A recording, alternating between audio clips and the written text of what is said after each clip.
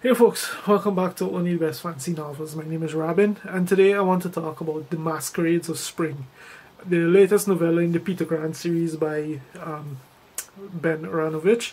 And this novella is effectively a standalone in the series. The only connection it has to any of the books in that series is the appearance of one of the side characters from the main series. It happens in a completely different time on a completely different continent.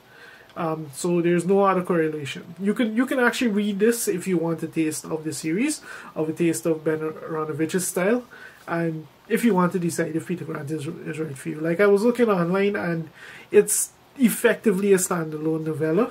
It seems like it has no real placement in the series. It's just a part of the universe, basically.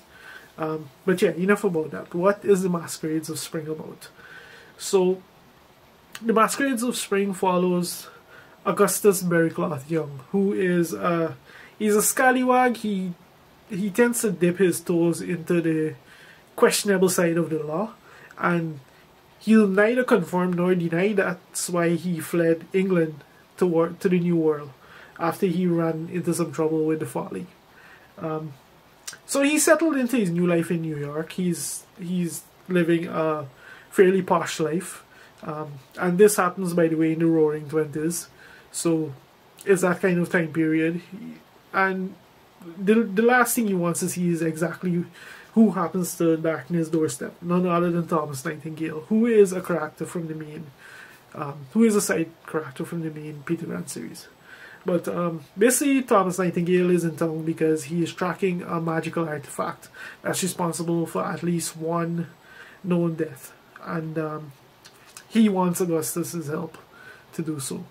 So the two of them essentially head out in a mystery to find this magical artifact, trace its provenance, and get down to the bottom of that whole situation. So this is a pretty fun. It's a pretty interesting mystery. It's a novella. It's very short, and like I said, it happens in the Roaring Twenties.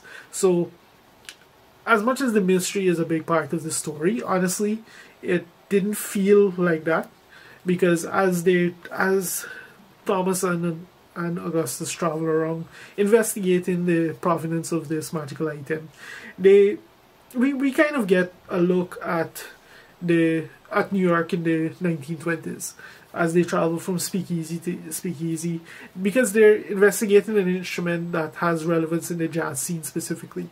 So we get a good look at the jazz scene. We get a look at just kind of the way it functions and these kind of things. And through that, naturally, there's a lot of themes that come into play here that were relevant at the time.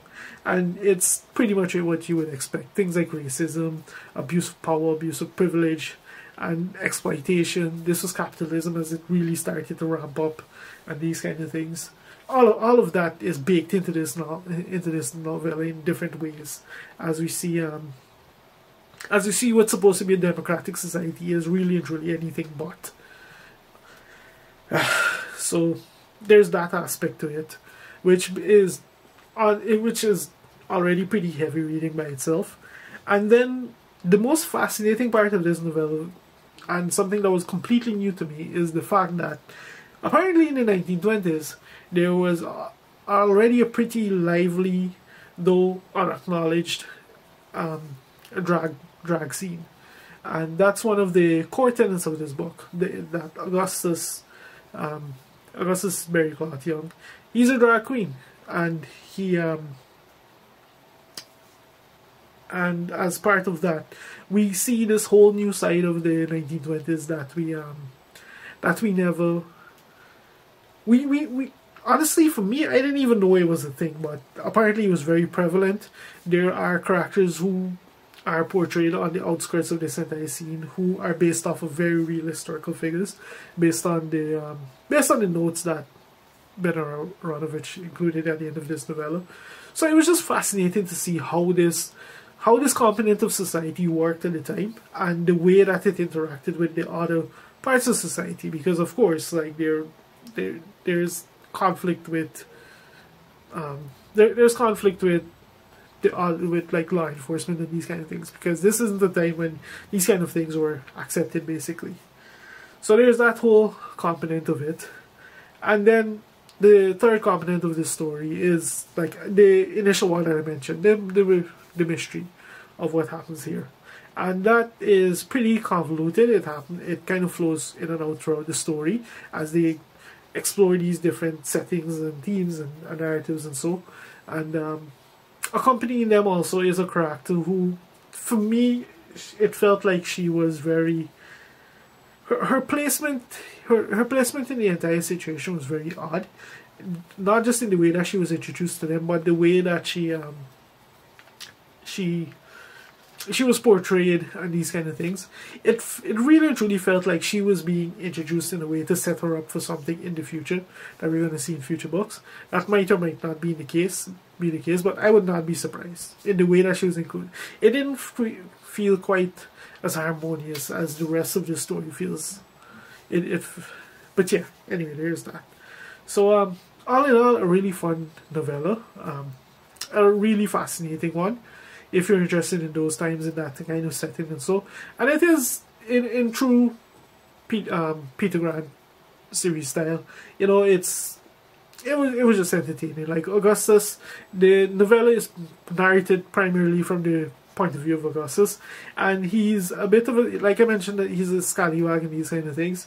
He has this dry British humor to the way he views and the way he conceptualizes different things. It made the novel entertaining. It made this entire story quite a bit more entertaining than you would think, and it was great to get a taste of his internal monologue, basically. Like I would not be opposed if we had more stories in the future featuring Augustus. And yeah, a pretty entertaining novella. If you want to try this as a taste of Ben Aaronovitch, you wouldn't go wrong. It doesn't have a lot of ties to the main Peter Grant series, so I don't think like this would be a good representation of that series. But yeah, like that's pretty much it. I don't think I really have anything more else to say about this novella, except it was pretty good. If you're a fan of the series, it's worth checking out. And yeah, if you made it this far in the video, thank you very much for watching, and I'll see you next time.